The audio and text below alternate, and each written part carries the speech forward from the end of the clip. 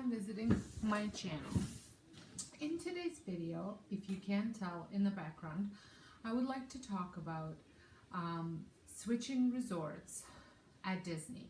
Disney typically lets you book up to 14 days in the same place, and then after that you might have to switch. In my case, because I am a Disney planner, I get to pick a really good deal that they offer once in a while, but I can only pick it for 7 days. So we typically stay at Disney up to 10 days, and I usually switch a couple different resorts during those days. We don't mind doing that. I know to some people it is a little bit trying. I don't typically like to switch at the last day, but it has happened where I had to, because sometimes booking a flight and leaving the next morning versus the evening before ends up being so much cheaper than like Value Resort, All-Star Value Resort, you can pick up for $120, and sometimes the flight alone is that much different per person, so it is quite a bit of savings in my opinion. Unless you have to go to work, then obviously that wouldn't apply. So we've been to Disney many times, and aside from one time, all the other times we switched within Disney resorts. The first time we ever went, we stayed off property for one night because we were driving from Ontario, Canada to Florida, and we weren't sure what time we were going to get there, so I didn't want to book a Disney resort, pay the full amount, so we stayed on Disney Springs property, but ended up booking Lake Buena Vista, which I actually have stayed there several times after that. It is a great resort that's not a Disney resort, but it's still on Disney property, still gets all the Disney benefits, but it will run you, we went in August and we paid just around $100 with all the fees and taxes and everything, and we got the Disney Springs view. So keep that in mind, right? So anyway, so only one time we did not switch within Disney resorts. So there are several things, several reasons why we do this. So like I said, the deal, then the duration, what Disney actually lets you, and the flights. And also, sometimes I just like to switch it up, change it up. One time we spent 3 nights at Port Orleans Riverside. Then we switched for 7 nights to Beach Club, which is our favorite. And then last four nights we spent at Contemporary. So it is also another way to maybe save money if you are staying for such a long period of time, because we love staying at deluxe resorts, but let's be honest, I cannot afford to stay at a deluxe resort for 14 days. That would just, for me, at this time, would just not make any sense.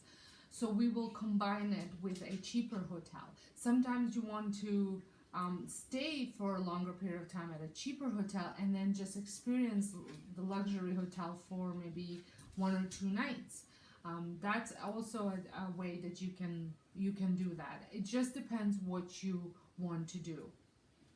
Last trip, I really wanted to stay at Disney's Coronado Grand Destino Tower. It was brand new. It opened the day we checked in, so we stayed there for 2 nights, and I got to stay in a hotel for the very first time before anybody else did, kind of thing. And we also stayed at French Quarter the Port Orleans French Quarter for 7, and we had Disney Caribbean Beach for 1. These were all brand new ones for me. I have never stayed in them, so it was nice to experience. And if you have a goal like I do to stay in all of them, that's another reason why switching would be beneficial.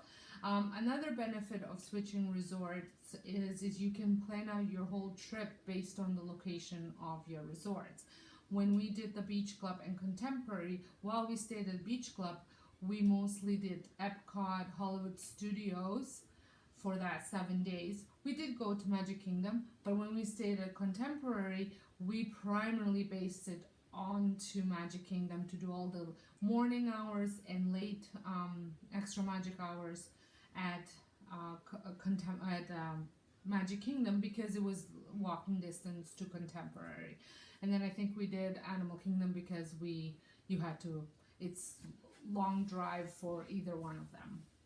When we stayed at Animal Kingdom Lodge, we did a lot of that stuff at Animal Kingdom because it's literally 2-minute bus ride.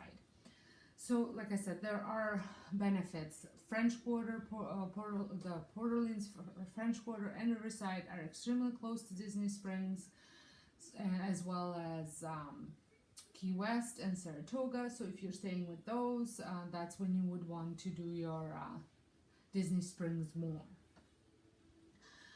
Things that I don't like about switching resorts, and you have to keep in mind, is sometimes it takes so long to get your luggages. As much as it's wonderful that all you have to do is you call down, they come and get your luggage, you tell them where you're going, they put tags on it, and you don't see your luggage. We typically go to the park and then come back to a brand new resort for a check-in. If you do your online check-in, you don't even have to go to the registration, the guest registration. You can just go straight to your room if it's available. Typically try to go after 3:30. You will get a notification when your room is ready, however, on your app. But that doesn't mean your luggage will be there. Sometimes luggage doesn't come till 6, 7. So if you're really waiting for the luggage so you can change or maybe go to the pool, things like that, just be prepared to wait for your luggage. Last time, when we were switching from Grand Destino, I had packed, because I had ordered Garden Grocer, so I had some milk and yogurt and things like that. So I had packed a soft cooler in my suitcase, knowing that I will be switching resorts. So I had this cooler and I filled it with bags of ice, and just so he keeps it. And I told them, and they're like, oh, no problem, we will be keeping it in the fridge. There's a little label. Well, all our suitcases came, our cooler didn't. So it ended up coming about 2 hours later. So my advice to you is if you're thinking about going and doing swimming or need a change of clothes or stuff like that, maybe park it in your park bag, because you never know when the luggage is going to come. And so that would be my biggest pet peeve, I guess. I understand why that is how it is, but just be prepared that your luggage might not come. And then all the other times I never had to call in and say, hey, I'm here, please bring my luggage. But this time I had to call in from the airline luggage to come in, that I was in my room. I had to call in for, I don't know whether they just said that I had to do that, but it has never happened. So I'm not quite sure whether that's standard or it was just a fluke that it was happening to me this time, because with Disney, sometimes you get things and the other times you don't, like the mailings that are sent to you, like before and after your trip. So anywho, that's what, so if I do strongly recommend, if you want to experience deluxe and value or moderate, switching resorts is definitely a way that you can even save yourself a couple dollars if you are smart with booking and looking at different discounts that they have, or using a planner to help you out with that. So, but I do recommend switching. I think I love switching resorts. I know that some people just want to go and do their vacation and leave, and that's it. I'm not crazy about doing it the very last day, just because I don't see the point. But like I said, I have done it because of the flights. So, well, I hope this video was helpful if you're thinking about switching resorts. And if you, and actually I do have a couple more tips that I have just remembered. If you are not on a meal plan, but you purchase your drink mugs, You purchase them the first on your first resort, and then they will last you the whole stay. You might have to say something at the other one, but I have never had to, but they will last you the whole time. However, if you are doing a meal plan, you have to buy separate meal plans for each stay if you are buying meal plans. So be prepared to have drink mugs for every stay, or just opt for not getting them if that's what you want, but you will end up having drink mugs for every stay. Obviously, if there's a free meal plan, it will be just for, well, I guess you could probably get it for every single thing, but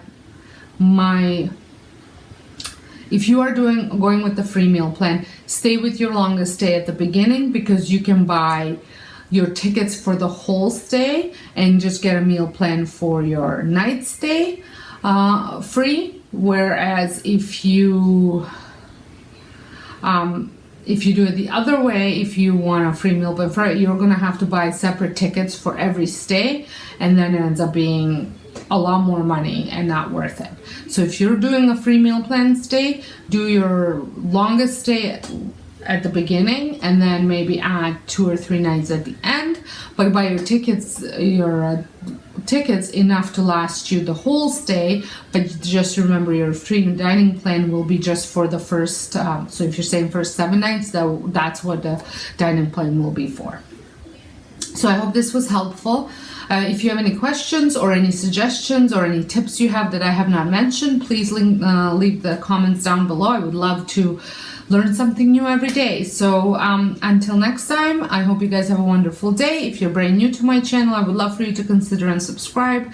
I post Disney content once a week, as long as I have it, but I do have lots of it that you can look back.